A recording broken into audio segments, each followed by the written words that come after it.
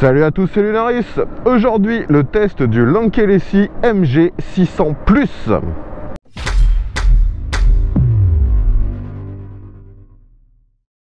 Les amis, aujourd'hui on se retrouve de nouveau pour le test d'un cyclomoteur électrique ou vélo à assistance électrique. C'est toujours assez problématique en fait. La classification de ce genre de véhicule, c'est officiellement vendu comme un vélo, mais clairement quand on voit les performances, le gabarit et les capacités d'une machine de ce genre, ça devrait plus être considéré comme un cyclomoteur électrique. C'est d'ailleurs pour ça qu'aujourd'hui je fais un test comme habituellement pour les motos et les cyclomoteurs. J'ai enfilé tout mon matos et on va vérifier les capacités, les caractéristiques de cette machine sur un petit tracé pas loin de chez moi. Tout d'abord, petit rappel, Lankelesi c'est bien sûr une marque chinoise. Si vous suivez mes tests de vélo, vous en avez déjà forcément entendu parler. J'ai déjà testé peut-être 4 ou 5 machines de cette marque. Le MG600 Plus que je vous présente aujourd'hui, il s'agit d'un fat bike. Donc fat bike se traduirait en français par gros vélo et clairement quand on voit ne serait-ce que son poids, on peut comprendre. Le vélo pèse 38 kg et ce qui fait que on considère que c'est un fat bike, c'est surtout la taille des pneus. Il s'agit de roues en 26 pouces et 4 pouces de large, donc des pneus vraiment très balèzes. Personnellement, je n'envisage pas de rouler avec cette machine sans électricité. Une moto, enfin un vélo aussi lourd, juste en pédalant, ça doit être relativement pénible. Donc afin de faire avancer cette grosse bête, Lankelesi a mis du matos quand même de qualité, ce qui peut justifier le prix d'une machine de ce genre. On a un moteur dans la roue arrière, celui-ci est de la marque Bafang, donc c'est réputé pour être plutôt performant. Celui-ci est capable de délivrer jusqu'à 1000 watts en crête et ça lui permet de monter à environ 45-50 km/h lorsqu'on le débride. Bien sûr, lorsque vous le recevez, il est bridé à 25, vu qu'il est vendu, je le rappelle, comme un vélo, et il est même vendu comme un vélo homologué. Et là, c'est encore plus bizarre, dirons-nous. Donc moi, je me suis empressé de le débrider, vous l'aurez compris. Donc j'ai un accélérateur et maintenant la limite est placée à 55 km/h. Donc c'est clairement devenu un petit cyclomoteur. Afin d'alimenter ce moteur, on a une très grosse batterie, une batterie lithium bien sûr, avec des cellules de chez Samsung ou de chez LG, j'avoue que je me souviens plus. Enfin c'est des cellules de qualité et la capacité de cette batterie est donnée pour un petit peu moins d'1 kWh, ce qui est quand même très bon. 1 kWh actuellement sur les vélos électriques, c'est quasiment ce qui se fait de plus gros. Donc pour l'instant, vous voyez que j'évolue en agglomération. Comme je l'ai dit, c'est un cyclo pour moi, donc je ne pédalerai que très peu. Et là, j'évolue entre 30 et 40 quasiment en permanence. Alors que le vélo n'est actuellement pas chargé au max. J'ai déjà parcouru environ 40 km avec celui-ci et je ne l'ai pas rechargé depuis. Certains pourraient se demander mais pourquoi ne pas rouler avec une pleine charge? Tout simplement car sur les vélos électriques et globalement sur tous les véhicules électriques, les performances sont au maximum lorsque la batterie est chargée au max.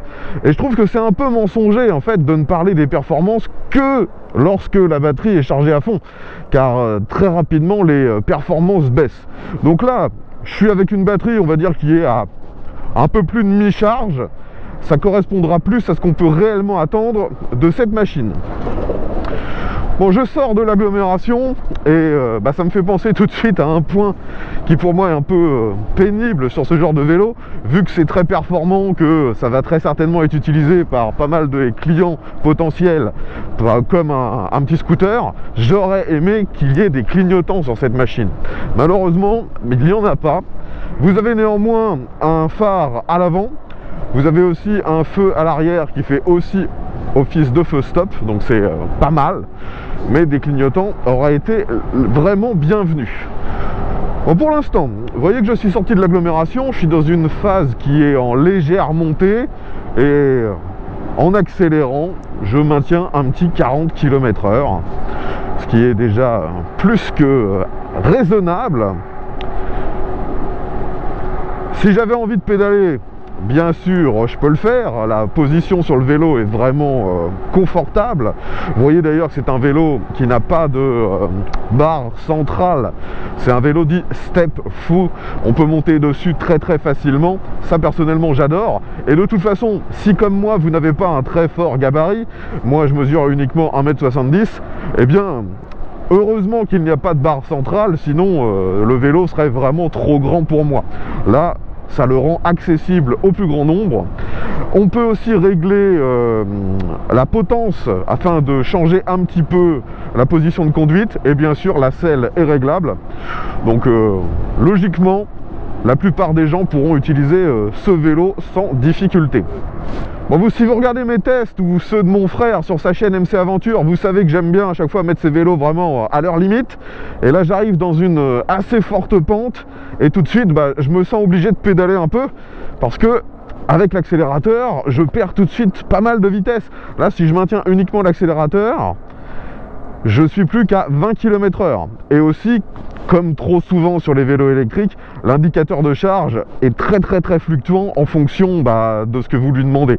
Là, c'est tombé à 2 bars alors que j'étais à 4 il y a encore peu de temps. Allez, on change de direction. C'est un peu en descente, on va forcément reprendre pas mal de vitesse. Donc vu que c'est un fat bike, certains pourraient se dire que ce que je fais à être essentiellement sur route n'a pas grande utilité. Et ce serait se méprendre en fait sur ce vélo. Il est vendu par pas mal de revendeurs, ce vélo, et d'ailleurs celui-ci moi m'a été expédié par Buy Best Gear, et il le présente comme un SUV vélo. Et les SUV, c'est un peu polyvalent, mais c'est excellent dans quasiment aucune catégorie. Et ce vélo, pour moi, est vraiment comme ça. Là, vous voyez que sur route, c'est plutôt confortable. J'ai une vision, je suis haut, je suis bien, je peux regarder autour de moi, c'est confort.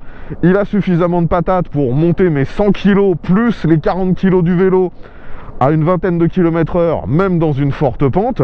Par contre, si on veut vraiment des performances de mobilette et rester à 50, non, il n'a pas assez de patates. Et on l'a testé avec mon frère aussi un peu en tout terrain. Et clairement, il ne brille pas en tout terrain. Il est, une fois de plus, tout à fait utilisable tant que vous faites des choses raisonnables. Tant que vous êtes sur du chemin un peu roulant, même un peu recouvert de boue, ça passe. Mais dès que vous êtes dans de la très forte pente, eh bien, le vélo avec ce moteur n'a finalement pas assez de puissance. Alors qu'il fait quand même 1000 watts et il développe 70 Nm de couple. Mais ça ne vaudra jamais, bien sûr, les autres vélos proposés par la même marque, qui eux sont disponibles parfois en bimoteur. Lorsque vous avez 2 moteurs, les performances sont bien sûr totalement décuplées et l'autonomie de la batterie est largement impactée, vous vous en doutez bien. Donc là, ils ont décidé de faire un vélo polyvalent, avec une grosse batterie. Donc logiquement, c'est le vélo que vous allez utiliser quand, comme moi, vous êtes un peu obèse, que vous avez du mal, et que vous voulez faire pas mal de routes pour vous balader, et aussi dans le confort. D'ailleurs, pour le confort, on a une selle qui est quand même assez large, pas trop mal rembourrée. Franchement, au niveau de la selle, moi je trouve que c'est plutôt pas mal. Et il y a une suspension, une fourche à l'avant, qui est verrouillable et aussi réglable en précharge. Par contre, il n'y a pas de suspension à l'arrière. Et je trouve ça un petit peu dommage, même si forcément sur un vélo qui est, on va dire, mixte, c'est pas indispensable non plus, c'est pas un vélo de descente. Bon, je continue de gravir cette pente. Là, je me suis mis à pédaler un petit peu, et de nouveau, contrairement à d'autres vélos cyclomoteurs qui sont vraiment pénibles lorsqu'on doit pédaler, celui-ci se comporte plutôt bien. On peut pédaler, mettre un peu de force pour l'aider quand nécessaire, sans que ce soit tout de suite crevant ou désagréable au niveau des jambes. on est bien sur ce vélo. D'ailleurs, si vous avez besoin d'aider un peu ce moteur, il y a une transmission à l'arrière Shimano Altus à 7 rapports et ça fonctionne bien. Moi en fait, ce qui m'ennuie le plus avec ce vélo, c'est vraiment le manque d'exubérance en fait. Quand vous avez eu l'occasion comme moi de tester plusieurs vélos électriques en bimoteur, eh bien c'est difficile de revenir sur un monomoteur, je peux vous l'assurer. Surtout que même si on considère uniquement le tarif, bah, les bimoteurs de la même marque ne sont pas beaucoup plus chers. Bon, de nouveau, je suis sur du plat et vous voyez que comme tout à l'heure, juste en accélérant, j'évolue entre 35 et 40 avec ma batterie qui est à un peu moins de mi-charge maintenant. De toute façon, cette batterie, même si elle est énorme, hein, vu que je pédale pas du tout, faut pas espérer plus de 60-70 km d'autonomie. Si vous voulez vraiment une autonomie beaucoup plus grande, bah, il faudra pédaler tout simplement et se mettre juste en mode d'assistance et non pas en mode mobilette comme je suis actuellement. Donc tout à l'heure j'étais tout le temps en légère montée, maintenant je suis en légère descente. Vous voyez que la vitesse grimpe lentement, mais elle grimpe. J'arrive à 45. Je sais que le maximum qu'on a réussi à faire avec mon frère avec ce vélo, lorsqu'il était chargé à quasi 100%, lui qui est plus léger que moi a réussi à le monter à 54 sur du plat. Et bah, vous l'aurez compris, hein, moi qui suis beaucoup plus lourd, c'est pas possible. Bon, une fois qu'il est lancé, hein, vous voyez qu'il arrive quand même à maintenir la vitesse, parce que maintenant c'est redevenu plat, même parfois en très légère montée, et je me maintiens à 43.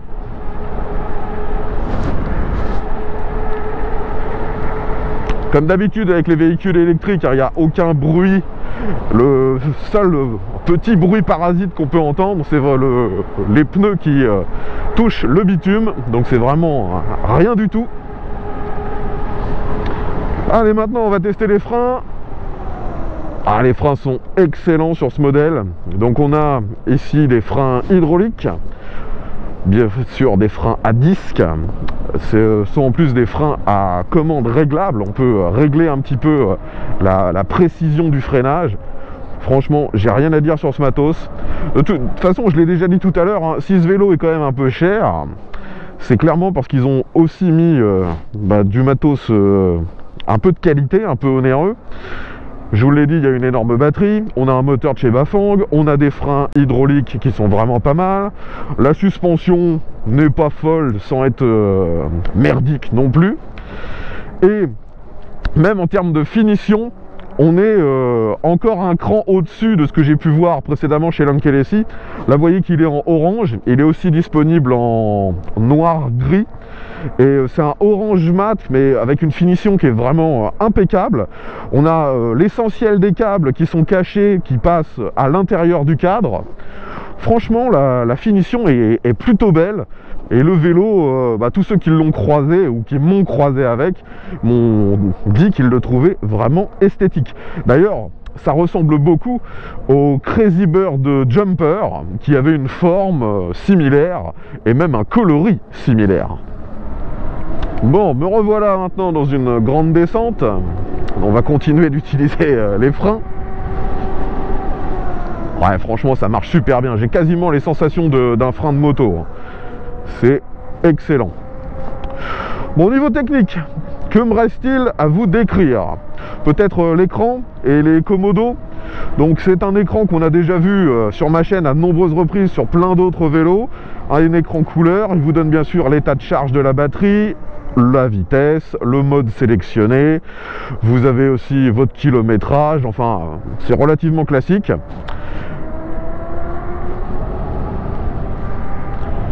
Et on a un bloc de commodo avec un bouton dédié pour chaque fonction, donc comme ça on ne peut pas se tromper. Personnellement, c'est ce que j'apprécie. Et en plus, on a même un petit klaxon. Je sais pas si vous l'entendez bien avec le bruit du vent, mais il est quand même relativement efficace. De nouveau, là vous voyez que je descends cette côte à 40-50. Les freins sont efficaces, les pneus tiennent bien alors que la route est recouverte de boue et d'humidité. Et j'ai pas forcément ce sentiment que j'ai avec certains vélos où ça me fait un peu peur de prendre de la vitesse parce que j'ai toujours l'impression que c'est un peu, on va dire, un cadre en mousse sur certaines machines. Là, on sent que c'est quand même un truc balèze, c'est rigide. Ça marche pas mal et on se sent en sécurité. Hein. Je me sens quasiment avec la même sensation qu'avec une petite moto. Hein.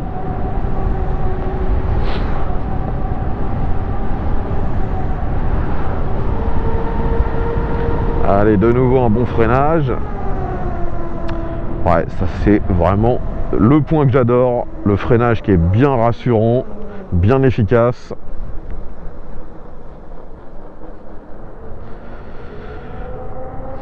De nouveau, hein, je trouve que le terme SUV que Buy Best Gear a mis sur leur site est vraiment adapté. Hein.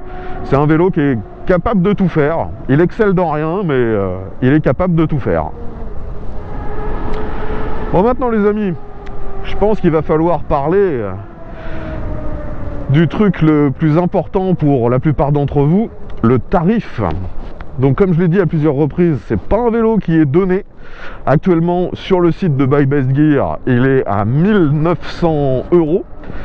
Donc oui, c'est quand même relativement cher. Mais si on compare avec les autres marques qui proposent des produits similaires, ou si on compare même aux autres Lankelesi, vu qu'ils ont beaucoup de modèles qui peuvent parfois se faire même concurrence dans la même marque, bah, le tarif est assez justifié. Hein. Comme je vous l'ai dit, la finition est bonne, le matos est plutôt bon, la batterie est énorme, et je pense que ça, c'est un des points les plus décisifs sur le prix final. Donc même si c'est cher, je pense pas qu'on puisse trouver beaucoup mieux pour le même prix. Après, je l'ai déjà dit, mais moi personnellement, si je devais investir une telle somme dans un vélo de ce genre, je partirais plus par exemple sur le Lankelesi MG 740 Plus, qui lui avait un look très différent, qui ressemblait plus à un VTT normal, il était un peu moins joli, il faut l'avouer, mais en bimoteur. Et franchement, en termes de sensation, d'accélération, ça n'a strictement rien à voir. En fait, c'est à vous de voir. Hein. Est-ce que vous privilégiez l'autonomie ou est-ce que vous privilégiez à l'inverse la puissance? C'est un choix qui est discutable. Enfin voilà les amis, globalement tout ce que je pouvais vous dire sur ce Lankelesi MG 600 Plus. Si vous avez des questions, l'espace commentaire est là pour ça. Si vous avez déjà pu tester ce vélo ou si vous en possédez un bien sûr, n'hésitez pas à nous faire votre retour d'expérience concernant ce modèle, ce sera super intéressant. Si vous aimez ce genre de test, n'hésitez pas à vous abonner. Je vous invite également à aller faire un tour sur la chaîne de mon frère, MC Aventure, vu que la plupart du temps, je fais les tests avec lui. Enfin, j'espère que ce test vous aura plu. Si c'est le cas, comme d'habitude, un petit pouce vers le haut. Et puis, on se retrouvera très bientôt pour un nouveau test. Allez, à tous.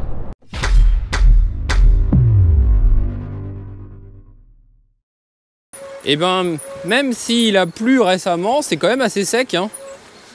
Ça va, ça va. Je m'attendais à pire. Bah ouais, je m'attendais que ça soit détrempé. On a de la pluie tous les jours actuellement et au final, bah c'est pas du tout détrempé. On dirait presque que c'est même sec. Enfin, c'est légèrement boueux, mais très légèrement. Je suis vraiment surpris.